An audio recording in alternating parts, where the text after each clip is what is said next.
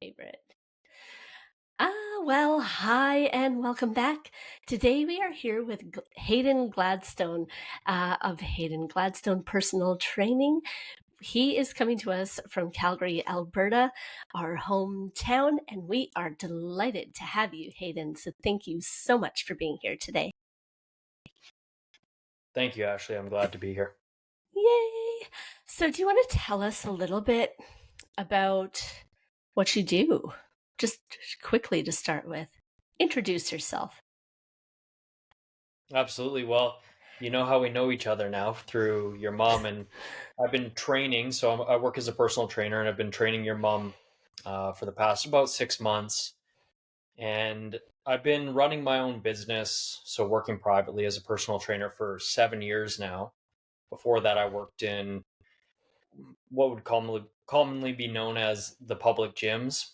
So Right, like on like the a floor with. Golds or y- Exactly, yeah, yeah. which seems like life here in Canada has taken over Mhm. nearly every gym space, but um, yeah, more commonly known as Good Life now.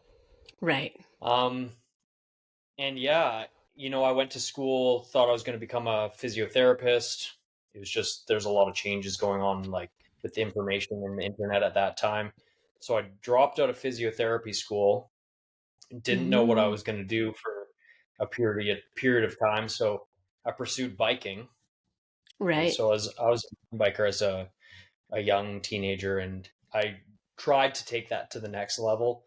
Moved around BC for a while, and when that was evident that wasn't going to work out, I put my hand into the personal training field and never thought I'd do that. But here I am, kind of 10 years later, and still kicking along and really enjoying it. Oh my gosh, I love that.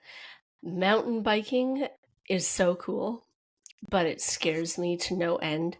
Here's my embarrassing story for you, okay? It's not even a mountain. God, it's so embarrassing. So one day, I was stopping at Safeway before we went on like some camping trip or something. And I was picking up marshmallows, and this is in if anybody listening is in Calgary, it's at the Crowfoot Shopping Center, the Safeway there. And behind the Safeway, there's like a big hill, right? And I decided to take my bike down it, but yeah, it didn't end too well. So I kind of like I fell down the whole hill. And so I think if I can't handle a hill, I'm not going to handle a mountain anytime soon. You know, Yeah, you should probably be able to tackle the Crowfoot Safeway Hill before you go up the yeah, chairlift. So yeah, maybe. I'm familiar with that spot. Yeah. Yeah. Yeah, I figured, but it's I still think about it. I mean, it's been more than 20 years and I'm like, yep, hills and bikes, that's not my thing. That's for sure. Well, funny enough, I don't know if you know this, but actually how your mom and I met.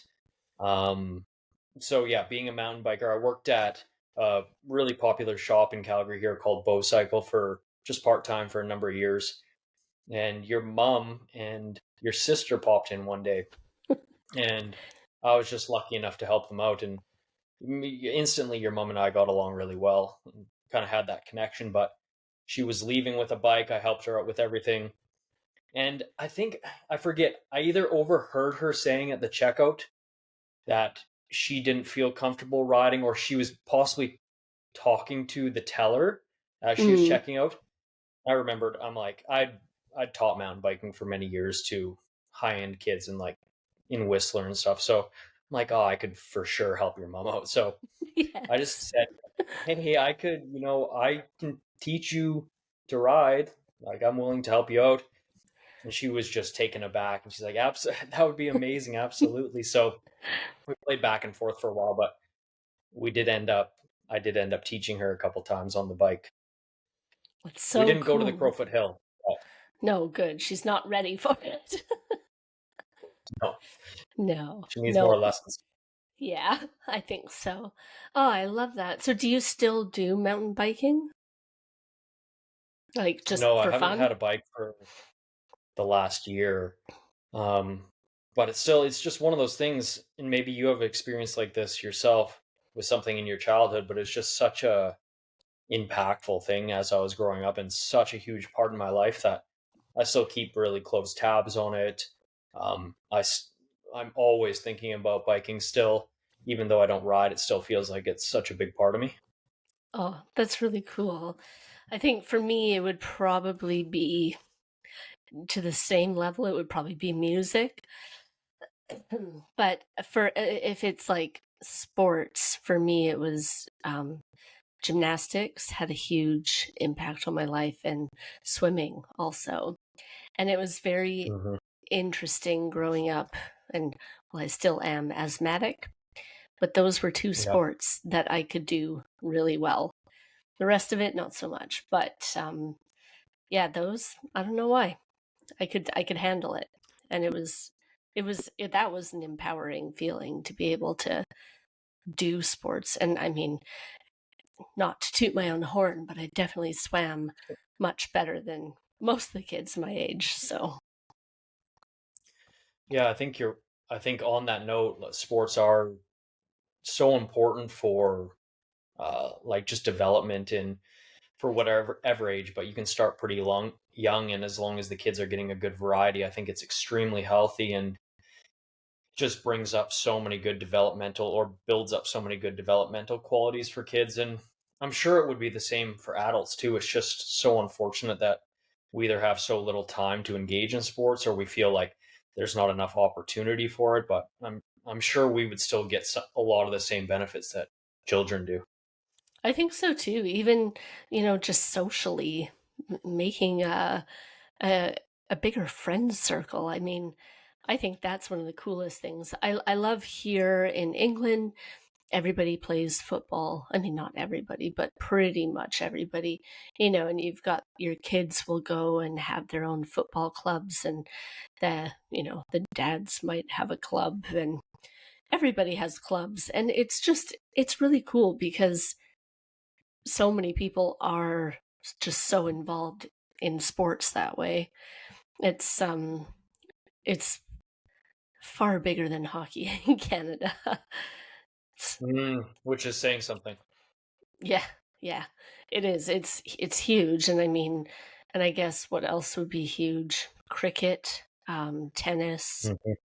um, rugby, massive here, and but and whether people are just part of the community or they're playing, they're actually just massively involved here, and it's nice to see people come together like that. Yeah, you're right. It's such a the social benefits are so huge too, and for kids, it's teaching them right like that socialization, how to deal with defeat, how to be a humble winner, how to play with other people, which is a critical skill that we need For in like your adulthood too. life. Oh yeah. Exactly Abs right.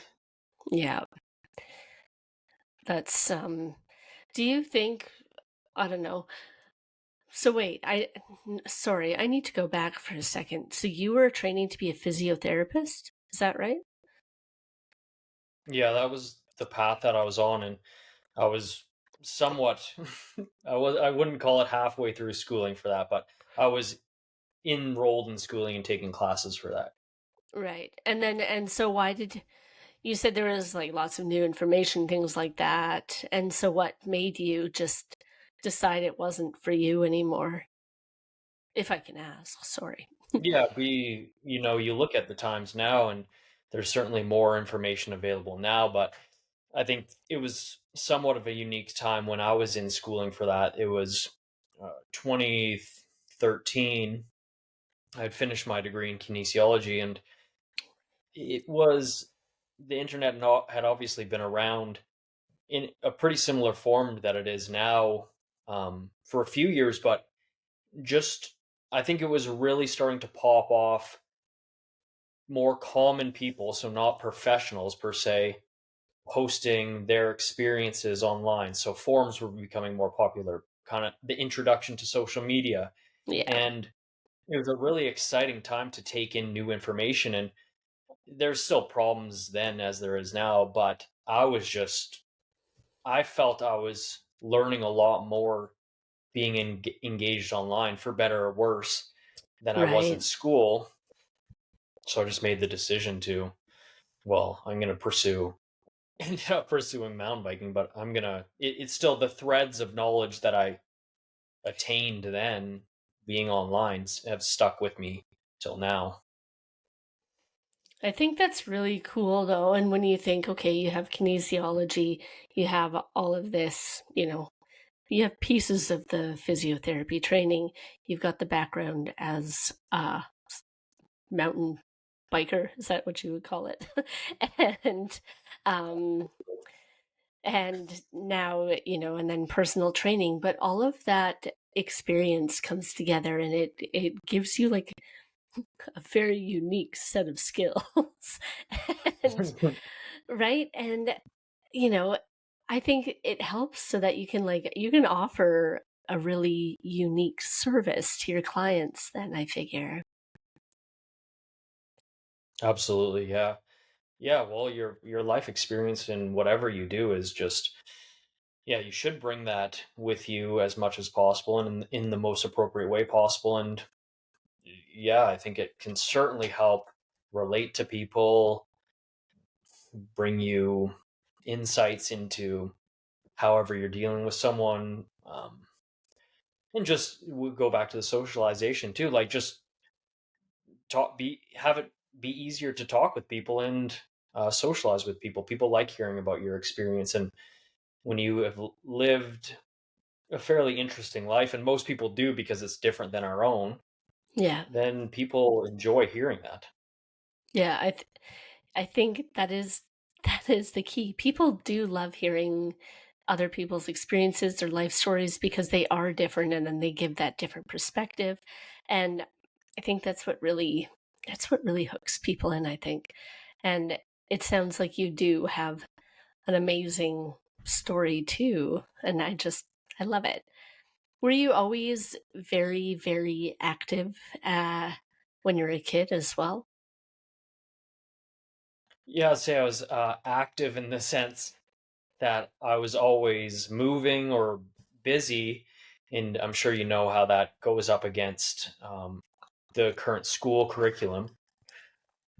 Well, the current school curriculum, which has been in place for the better part of a century here in Canada, but that doesn't really accommodate kids who are busy all that well, especially boys. Though I don't shun away from girls dealing with some of those same challenges too. But yeah, it was hard to sit. It's hard to listen. The information was generally boring.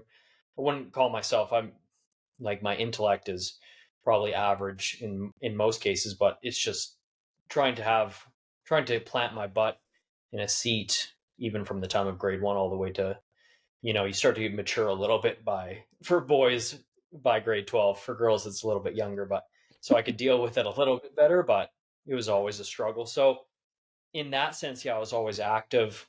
um yeah, and it was always a challenge with butting that up against school. Right. And did you have lots of like extracurricular activities that you were doing too? Like, did you play sports after school or? Yeah, I engaged in the common ones: football here, which American football, Yeah. rugby, lacrosse. But most of the time, I was biking was just such a freeing sport because I could just go wherever I wanted, even from a young age, wherever I wanted within those limits grew as I got older. But Yeah. first it was around the community, and then it was around the city.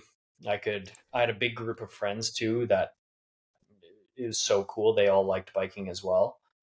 Like you said, Oh. that social aspect of sports was we were so social on our bikes. We are always doing new things, and but mountain biking, it's been wild to watch its evolution in the past mostly 20 years. But when I was 12 and really getting into it, Mm. it was a completely fringe sport, like skiing would have been kind of 20-ish years prior. the people like the people doing it were mostly young kids or like fringe guys and girls that either didn't have a job or just were complete adrenaline junkies. The equipment was getting better, but it was nothing like it is today. Right. And it really developed a cool culture because of that. Very, yeah, very unique culture. Yeah, I can imagine. I I see some of those videos that they're just like tiny little, you know, I don't even know, ledges almost, I guess, that people are going down or tiny little paths and I'm just like, oh, it's horrifying for me to watch it. I really struggle because they're very scary to me. So yeah, I bet too. So would you class yourself a little bit of an adrenaline junkie? Yeah, I think so. I think, yeah. And who knows how much of that was, genetically gifted to me, and how much of that was through upbringing, like being in that experience of biking and other things, and chasing that feeling, which was a really good feeling. Right. Yeah, I'd say that's definitely tempered off, but through my teen years, yeah, I was a big adrenaline junkie through healthy means like mountain biking, and then unhealthy means as well. Right. Interesting. And well, no, but it's good to talk about, right? Because there's two sides of everything, and adrenaline can certainly be an addiction, and no matter where you get it from, right? And so Exactly. Yeah. that's, yeah. Do you want to share any of that more unhealthy side of it? If you want, you don't have to, Absolutely. Yeah. obviously. So yeah, I feel like I got a lot of the fix through mountain biking, but I would still seek out those experiences too. Like, I started drinking at a young age, um, and binge drinking, partaking in other drugs too. It was mostly alcohol though, and that feeling of, it was kind of like that freedom again that biking gave me in a similar sense. So Yeah. there's a lot of different aspects involved with that too, but yeah, I'd do crazy things drinking as well. So it wasn't only the drinking that like gave me the feeling. I think the drinking like opened me up to explore wanting to do more dangerous situations or be involved in more dangerous situations. So like just doing stupid things looking back while drunk, climbing Right. cranes, jumping on sea trains, like, and it Oh. was just, yeah, just you're in that state and it feels like you're invincible, but hmm you're just teetering on the edge of something horrible happening. Yeah, that's a fact.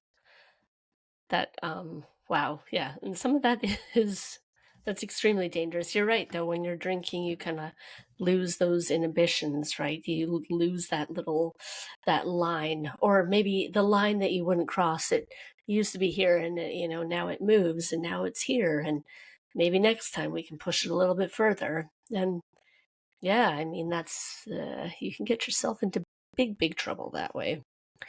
Mm, Yeah, I always, look back at some of those situations, and it's like, are you thankful that it happened when you were young? Um, in some senses, yes. In some senses, no. I feel like if that, thankfully, I got that out of my system, or however you wish to term it, but it feels like I came to peace with whatever that was giving me at that time. But mhm.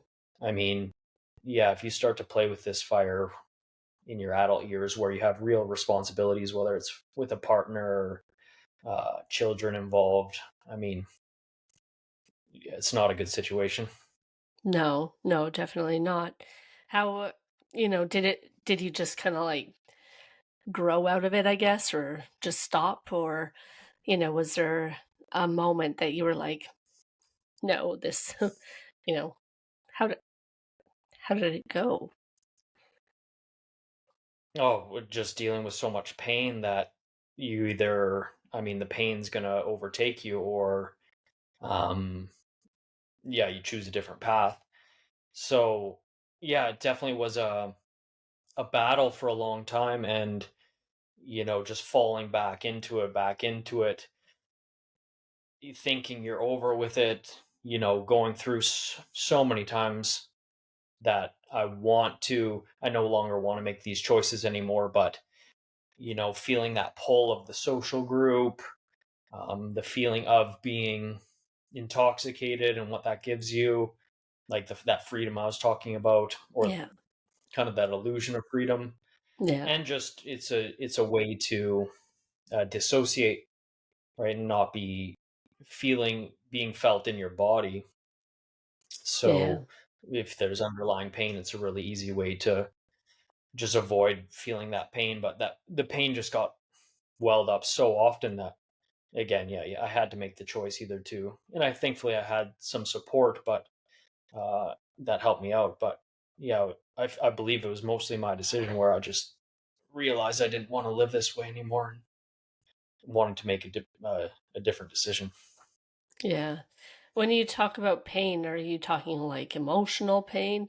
I'm sorry if I'm like asking too deep questions, but I mean, I'm curious about it, and it's a good it's a good topic really for this podcast. So, Mm.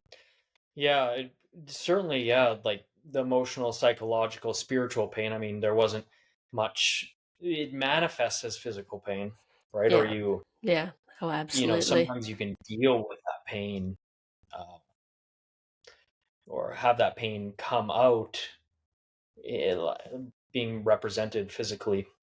Unfortunately, it's mostly self harm, but yeah, it's that those emotional, mental feelings that are just so hard to deal with. I think for a lot of us when we're young, and it can be Hmm. the case too when we're older. Thankfully, usually we have more tools and skills when we're older, but yeah, when you're young, everything just feels very confusing as is. You start to pour gasoline on that with alcohol or drugs, Yeah. and all of a sudden you have no idea what's going on. Yeah. That's true. And it is amazing though. So, congratulations on the fact that you just made that decision that you wanted to turn things around and you wanted to heal and just feel better overall. It's a big thing. And sadly, we know a lot of people, they don't make that decision or they can't, or, you know, and it carries on for a long time the other way, and yeah, so it's good that you've been able to turn it around and make a happy and beautiful life for yourself. Yeah. Yeah, thank you. And yeah, I'm certainly glad that that's, yeah, something I have been able to go through and be on the other side of. And yeah, you're right. It doesn't always end in a horrific situation, but unfortunately it does for too many people. But it can still be you're numbing out things, or numbing out a core part of yourself for Hmm. the rest of your life. And I'm sure we both know people like that, which obviously that's a hard way to exist. Yeah, I mean, it is. It's very sad.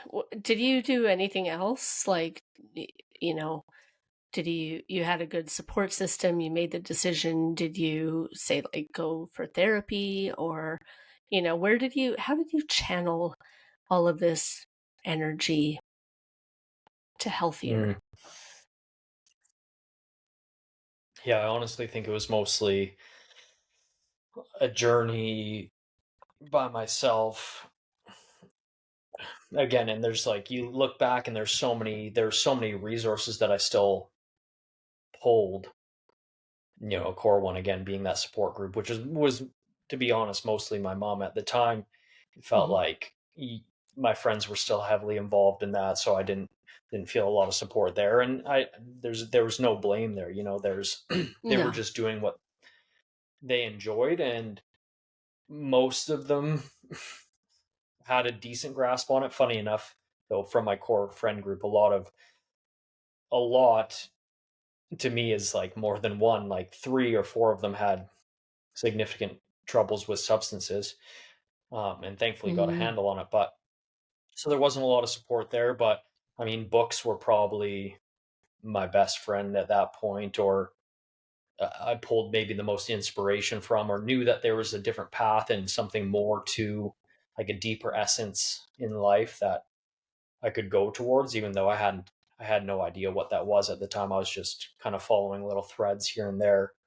Um, and I really just grew out of it, but very painfully, like, again, going back into it and just like so disgusted with myself. But yeah, it just came to a point where it felt like it was just ready to, okay, I can finally do this. I have no idea why. I guess just all the work accumulated into that. But it's Mm-hmm. just like, okay, I'm ready now. Yeah. I think there's a lot of situations that you do,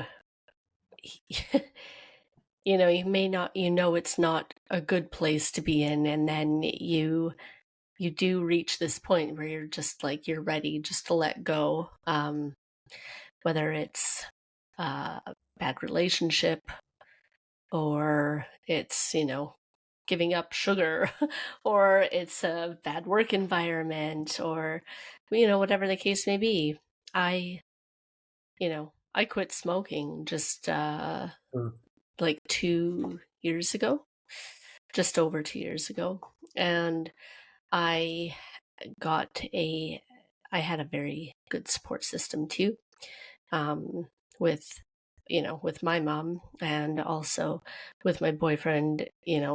We had, he really encouraged me to just let it go. And, he made a good point to me. He said, like, you work out and you eat super healthy and you, like, you go running and you do all this stuff. Why are you smoking? And I was like, hmm, yeah, you Yeah. make a valid point. And, I think there was a lot of emotional work that I had to do there too around the why I was still smoking. But, it is interesting though, because like I say, you make that decision and it's like done. And then you're off to greener Yeah, it's amazing. pastures. So Yeah, in your it's like, case, absolutely. Good for you. I know that's yeah, that can be a very hard habit to kick. it was, I don't know, maybe I'm just really stubborn because I didn't find it like that bad. Um, Mm, because I just said, okay, well, when I'm done with this packet of cigarettes, then I'm not going to have another one. And it was like, I don't know, the day after or something, or I don't know, day after, same day, I don't know, that I lost my job. And I still, I, I almost went and bought another pack of smokes, and I'm like, well, what good's that going to do me now? Like, come on, let's get real. And so I didn't. And I figured if I made it through that, well, shit, I can make it through anything now. you know. pretty much those are So two very difficult situations. And but was there times prior to that where you were still smoking and you were telling yourself, that voice in your head, that, like, I can't believe I'm still doing this, or yes. this has to quit? But yeah. Oh yeah. And and I can think of a few times, especially where I was like got like a chest infection or something, or I was just really sick. And I mean, I couldn't breathe. Like I say, I'm already asthmatic, and then I legitimately could not breathe. And I was like, just remember this feeling next time you decide to have a smoke. And then, I'd feel better. And then I'd be like, yay, we can smoke. Stupid, Mhm. stupid. But, you know, you sit there and you question it and you're like, wow, wow.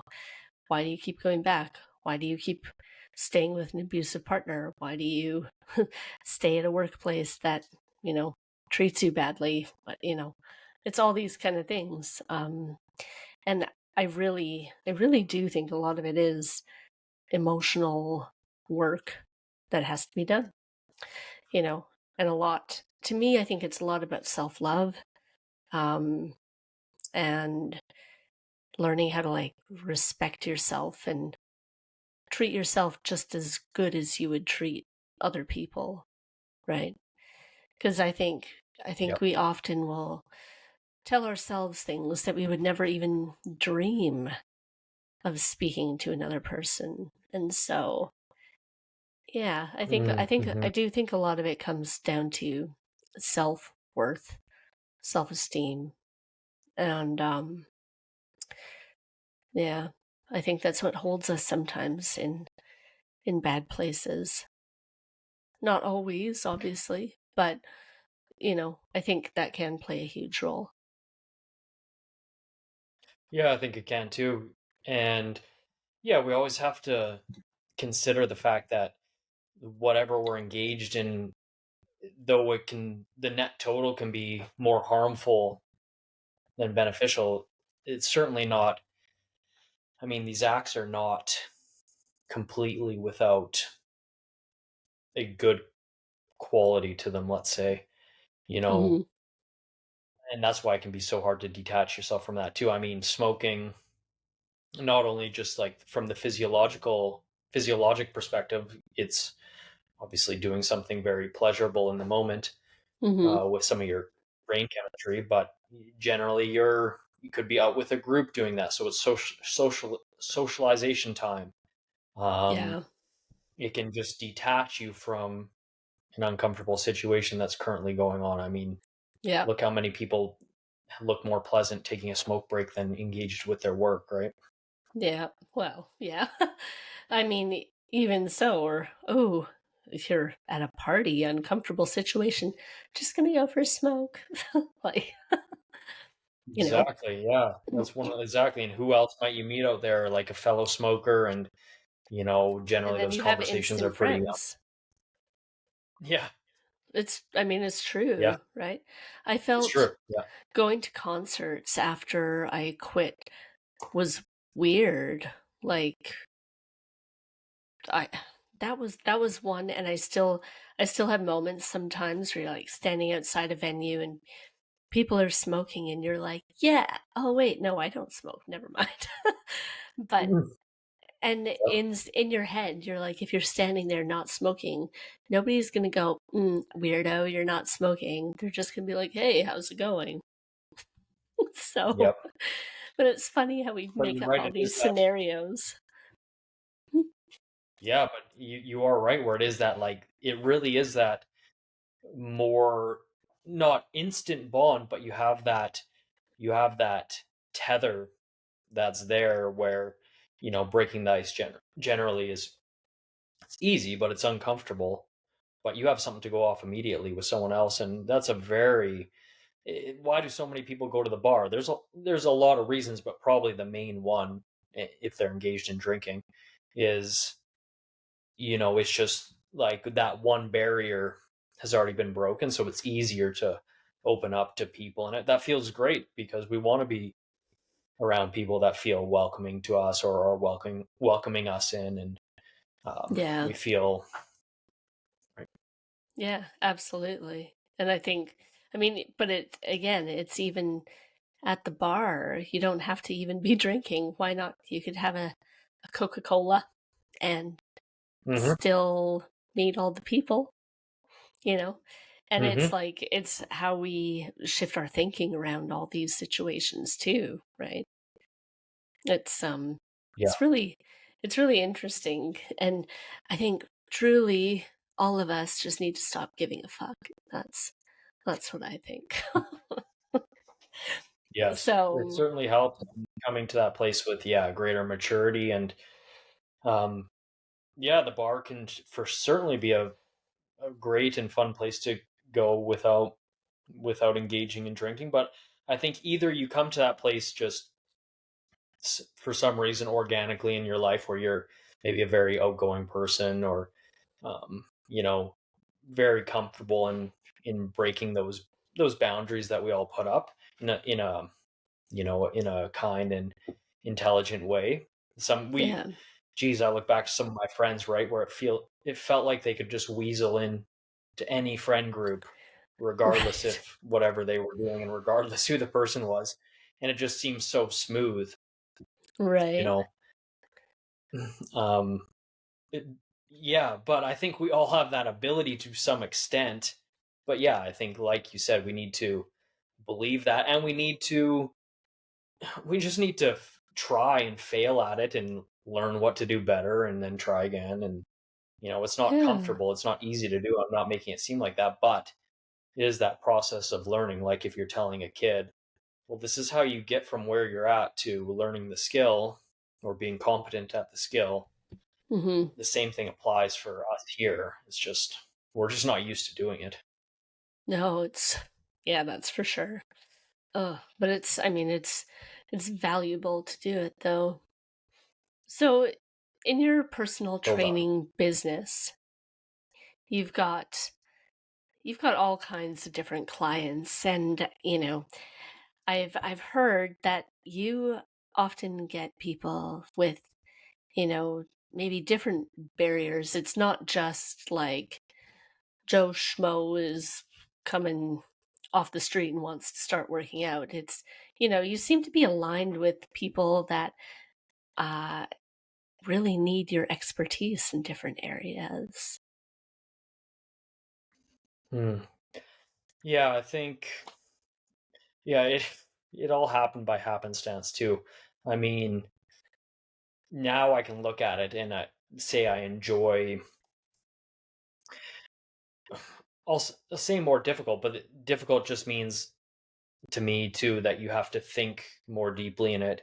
Maybe you have to connect with the person in a different way. But so I do enjoy that now. But when I look at it, I think it just started where I had a certain individual who, yeah, presented with just more more difficulties, like, and most of it was just pain related, right? Injury related, chronic injury related, Hmm. and did a good job with him, stuck with him for a long period of time, and then when those opportunities came up again in the future, I was very open to them, and it got to the point where I was just training a number of people. Yeah, where you can't just start the session just winging it and saying, okay, we're just going to do these 5 exercises today. And you have to come with a plan. You have to know how to meet this person with what they're dealing with today. You have to be open to communicating with the person. And yeah, I'm still working with some of those people, and it's a difficulty, but it's a joyful difficulty as well. And I think, we're at a time where more people it's more common where people are coming in with that than the other way, not coming in with that. Right. Yeah. I mean, yeah, chronic pain, injuries, all this kind of stuff. But I think what makes you extra special is because you can take the time. And I think that probably does just come with, working for yourself too, versus working for one of the big gyms. Mm, Because, you can take more time for it, I would think too. I've been at big gyms and I've been with, just, uh, I don't know, people who like you who don't who aren't associated with a big gym. And mm, but it's definitely for me it's been very different as far as training experiences and the level of care they put into it and understanding my personal needs. I think that might even be the way the future, though, is just and people needing it so much more fine tuned for whatever they're dealing with. yeah, yeah, yeah. I think the cream always rises to the top, and yeah, I mean, you need to have a personal experience with someone in this kind of relationship because it is so intimate. First off, like it's generally very vulnerable, for most people, even people that are seemingly on the outside where it wouldn't be the case.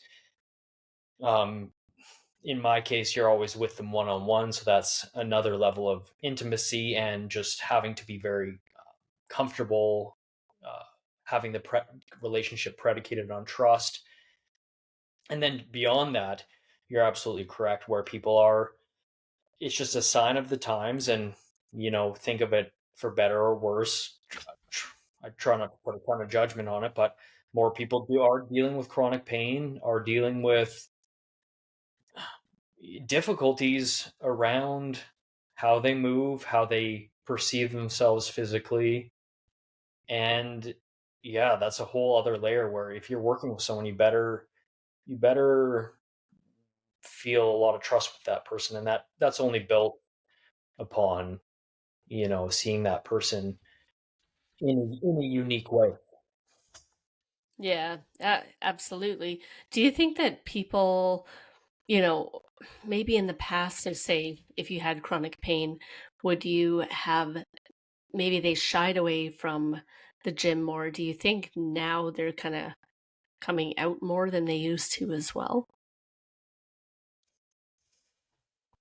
Yeah, that's an interesting question. Well, I think a couple things with that. I think depending on the person, and I want to be respectful here and only speak from like a man's perspective, but my guess would be probably the male side of things in the past would have been chronic pain. Either would have just you're expected to have pain, and that's just the way it is. Hmm. You just need to deal with it. There's not really a way to fix it, or if you do try to fix it, it's a sign of weakness. So Right. there's that side of things. I think on the other end, just with how we live nowadays, and again, try not to be judgmental about it, but we have a vastly different way of living nowadays. And the gym has become much more widely accepted because of that, which is great. But the gym's only a really popular thing because for most of us, we're just not getting the movement. You can call it physical activity, but really, for a lot of us, it's just that daily movement at a low level that we just no longer get. And I'm somewhat guilty of that too. Very few of our work environments allow for that. Even if we are so lucky to work for ourselves, it's still there's only so much you can do if you have obligations and you're meeting with Hmm. other people or you have scheduled times. You can't. It's very hard to do a lot of this, walking or whatever else it might be. So we kind of need the gym nowadays, which I think is awesome, but it's really Hmm. I think that's very different than what it was before. Yeah. In a way, when you think of it that way, it is kind of sad too that we need it now. I am very lucky because I have a little doggy who likes to go for big walks and runs. It's too hot to run with him right now, but yeah, I mean, he loves it. So we're outside at least once a day, you know, probably right now again because the heat, we're kind of only doing like 2.5 kilometers kind of in the morning. But you know, when it's not quite so hot, we might do 8 or we might do 10 together. And it just, it's very, very nice. And it you know what, it's a feeling I think too of like you've accomplished something first thing in the morning, you have a moment to reset and refresh. And I think that's I have so many thoughts on this, but I think that's another thing is we don't take enough of that time just to reset our insides, our brain for the day, get right and set us up for what we're doing. And for me, um I know that working out and everything, that is part of my stress management too.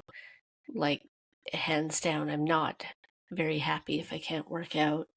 So it's I think there's so many things. And yeah, we shouldn't it is sad that we have to resort to the gym for that movement, but it's good that we're doing it at least, you know. Yeah, and I think like you said, yeah, I'd rather us have the gym than not. Absolutely nowadays, but like you owning a dog or an animal that needs to be walked, I think we can input these things that require us to, um, let's just call it move. And generally, it involves walking, which I think is like the base level of movement for people. And by base level, I mean it's kind of the foundation that everything else is built on. We're kind of designed, if you look at us anatomically, to be walking and be very good walkers and do that constantly. But we then need to add in other aspects of movement to really, I think to up our level of well-being in our body, or the connection we have in our body. And uh, again, owning an animal can be a way to do that. Playing with that dog in different ways. Tugging a bone or a rope from him, and getting that pulling sensation. I don't know, being down on your knees and kind of petting him or rolling around with him. It's these things where we're just moving in different ways and feeling our bodies in different ways that is really, is really healthy for us, and mentally, physically. Yeah, absolutely. If you could give people some tips on how to get more movement into their life every day, what would you say? Yeah, I think for some people, discipline is going to work fairly well for them, or having some sort of more rigid schedule. And that's probably more of a masculine thing, but I know it can work for, I mean, we both sexes have the masculine and feminine within them, but I know for a lot of men, having some sort of more regimented schedule where you are planning out, I like the morning too, but it can be morning, evening, but planning out that 15 or 30 minutes where you're going for a walk in the morning to start off your day. And that's built within in your schedule. I work with a lot of people who either currently work with like still that corporate lifestyle, or have retired from that, and they still live and die by their scheduler, and that's just where they're at. That's fine, but they have to get that into their schedule, Yeah, and have that planned to get out there, right? So I think that works for some people, certainly not everyone. And if it doesn't work for you, I don't think you should beat your head against the wall trying that, or blame yourself, because there's lots of other ways to get that. I think owning an animal for most people is, if it's working with your lifestyle and for the animal, I think that's a very good idea, because yeah, most dogs specifically need to be outside for a portion of the day and need to have a walk. And yeah, that's like a free 15 to an hour that you're getting there that you might not otherwise get. yeah, I think trying to do more chores outside, and by that I mean if there is somewhere you can walk to get your groceries or just an item, I think that really helps. We see a lot of examples in, more so in Europe. There's a few cities in Canada and the United States, and you hear more people desiring this. But when New York's a perfect example, and probably London is too, where yeah, there's just a greater number of healthy people, at least physically, because they are obligated to get moving, to go to work, to catch the subway, to get their groceries. So they're getting an extra 1 to 3 hours of walk time a day, and that's yeah, doing wonders for their health. And it's not because maybe they don't even want to be walking, but it's just how their lifestyle is built. So, and I know that's difficult. You have to start to think about or design your life in a different way, and it's not going to work for all of us. But maybe it's just not that huge jump won't work for all of us. Maybe we can get bits and pieces in there in yeah. different ways for each one of us. Yeah, no, and I totally agree. And you are right. London, all of the UK really, I mean, okay, there's some like rural areas. Of course, you're going to need a car, but um generally speaking, yeah, if even if you live in a town, you've got a nice high street. Everything is so walkable here. It's incredible. Things that in Canada, you would probably be like, "Oh, we'll take the car." It's like, no. we'll walk the mile to the station, take the train into London, and then we'll just walk all over London, because I live just outside of London. But it's, Yeah.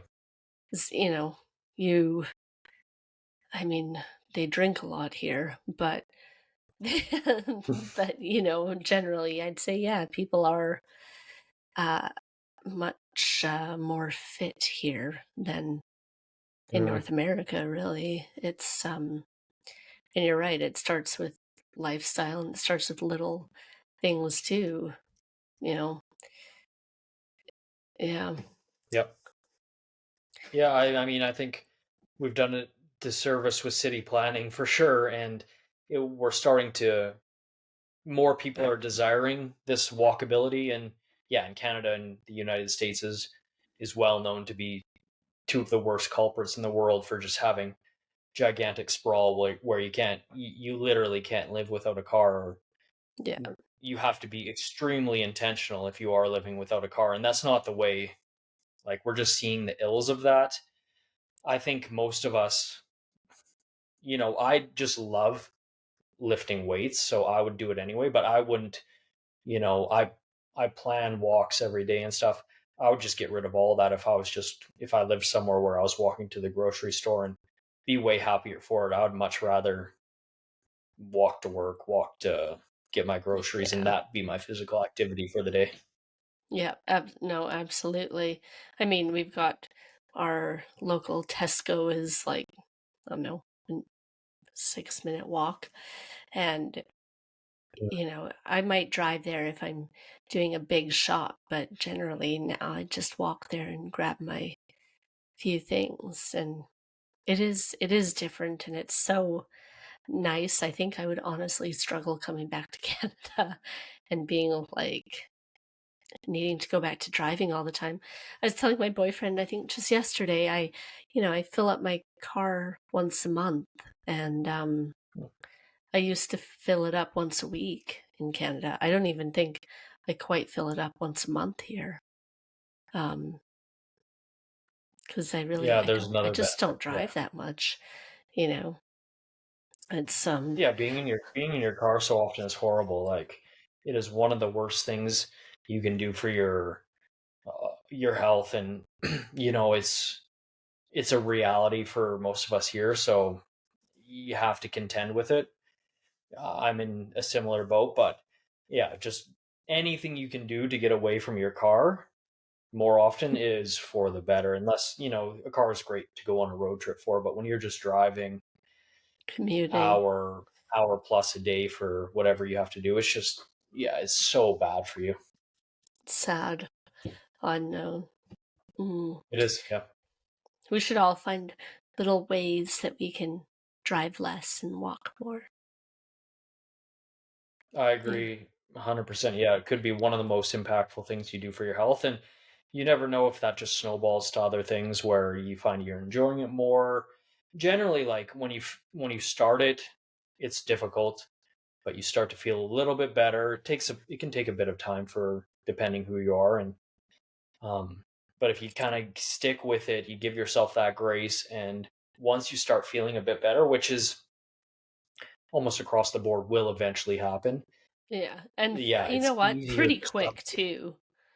It's pretty Yeah, it quick. can I be. think if you're, intentional and if you are uh, you know, pretty consistent, yeah, it's pretty quick. I think, and I will say that because yeah, running and asthmatics don't go well together.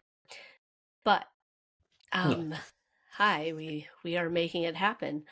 Um because honestly, I know too when I take some time off running, I'm like, "Ugh." But when I get back into it consistently, I'm like, yeah, I can run actually pretty well, like better than I ever could in my life. And that's pretty cool. And so, even if you're saying, if you do like literally nothing, you start with a 5-minute walk, after 3 days, you should be able to do like 7 minutes. You know, you could go. maybe it's just walking to the end of your street and back, right? It does, but it makes that huge, huge difference. I know for me, sometimes you know, the big kind of big town square is about 5K from my house. And I just absolutely despise the parking costs that they've put in. It's £2. I mean, it's Mhm. it's hefty. Mhm. No, but it used to be £1 and it was free before that. And then so yeah, so I feel like every time I go, they're putting it up. So I walk there often because I'm just so stubborn. So I'll walk there and run my errands and get a coffee and then come back. And so sometimes maybe you need to pick a place where you're stubborn and that you have to walk there instead of taking the car. Yeah, some of these inputs are like what one you just described are very they can be very powerful for changing people's behavior. And yeah, I agree with them. I hate paying for parking too. But it's a great way to influence people to maybe adopt a different behavior. And it can be better executed in some places than others. But yeah, then that money can be, if people do choose to drive, make it unreasonably expensive, use that money towards refurbishing that area where the parking is located by. There's a lot of things that can work that just involve some thinking outside the box. And we're thankfully seeing bits and pieces of that more often. It sounds like where you are, you're farther ahead than here, but it's slowly starting to trickle. But it's hard, right? When you already have a city designed, then after the fact, you're trying to put these inputs into place. It's a struggle, but I think it's a worthwhile struggle. Yeah, and the other thing I think about is like new communities that are being built in North America, and I see it especially in Calgary. They're putting all these um oh, I feel like I have to sneeze. Um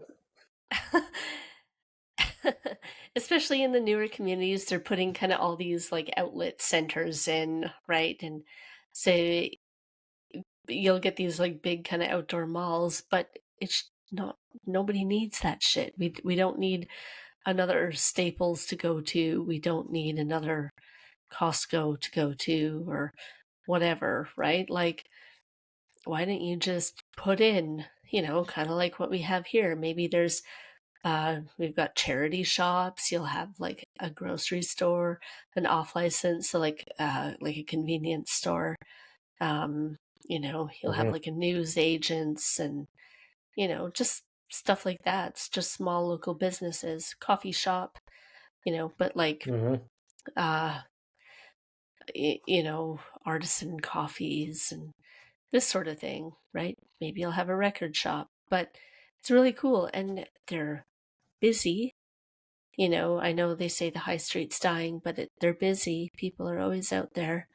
Um, it's, you know, maybe we look at those, have a proper high street instead of like the big shopping complex. And you know what? And if you are listening in Calgary, good example would be Bowness Road. That's exactly Hmm. like what a high street would be for the most part. Yeah. Little Yeah. I live different right now, by but there. yeah. And so, Yeah. I agree. Yeah. you'd There's probably lots to see, be left desired. yeah, yeah.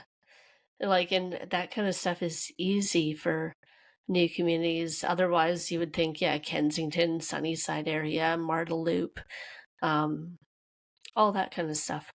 Fabulous, fabulous places. That's walkable. You have Yeah. all the kind of cool things that you want, restaurants and hairdressers and, you know, pubs and whatever, right? Off you go. Yeah. It's almost like having a That little makes community within the, yeah, exactly makes the place within the very city, right? walkable very quickly. Yeah. Yep. So, no. So, yeah. So your tips would be just basically get a schedule to start getting fit and start slow. Yeah. Ease yourself into it. Don't expect to change the world or your world in a day. Yeah, I think if you're the type of person that if you look at yourself and you schedule everything else and it works for you, I think that can be, I mean, just go with what has worked for you. I think too much of our information, or at least a good part of it, is, you know, it's just this is the way to do things, and if you can't do it this way either, there's no exception. There's no other way to do it. I mean, there's lots of ways to skin the cat. Um, so try to do something that works for you. I mean, just little movement bits, even throughout the day, if you're a more spontaneous person, can do wonders. So, and that can be anything, even consider the chores you have to do around your home, um, to be physically demanding, or physical activity, Yeah. because that mindset shift can have a big influence too on some of the physical benefits that then come from that. So, vacuuming your house, mopping your house, whatever, that's all physical activity. And look at it as that, as a beneficial part of getting your movement in. Yeah. Um, yeah, I think, so often it's like take the stairs instead, walk to this place instead. I think those are very valuable if you can swing that and if you can do that. Um, but I would just look at what kind of influences you and motivates you as a person, and in other aspects, and go with the plan that works for you.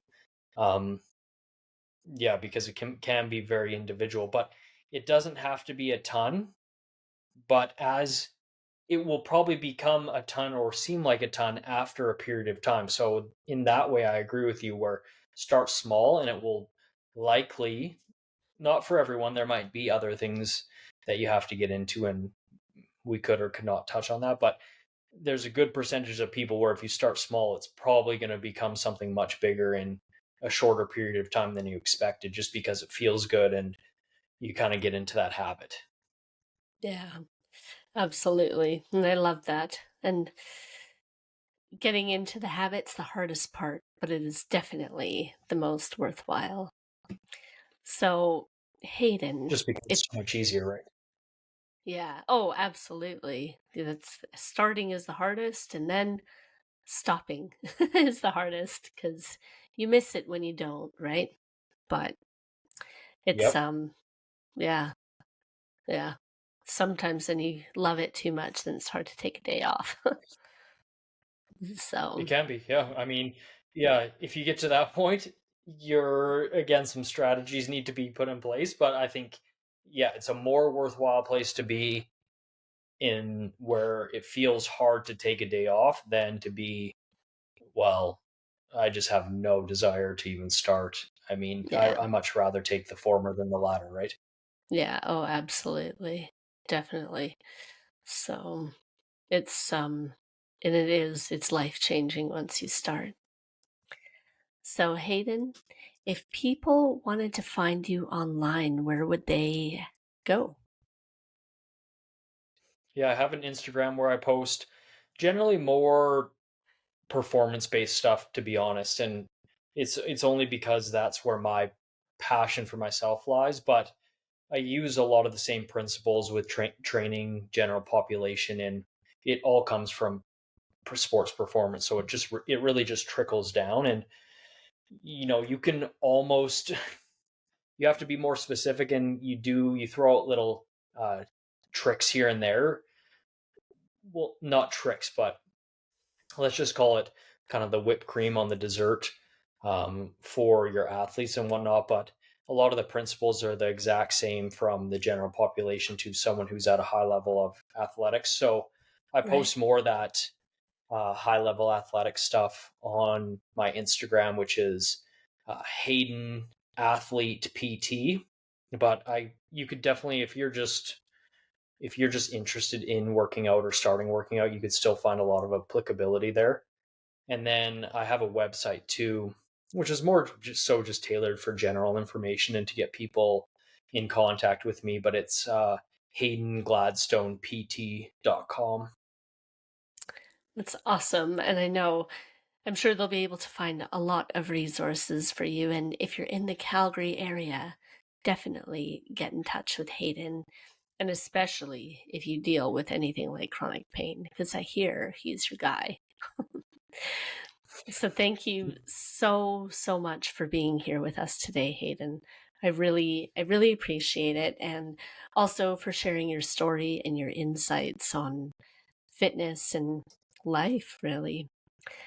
It's been an absolute pleasure. Thank you so much, Ashley. Yeah, it was great to speak with you. Okay, we'll talk to you soon. Have a wonderful day. Bye.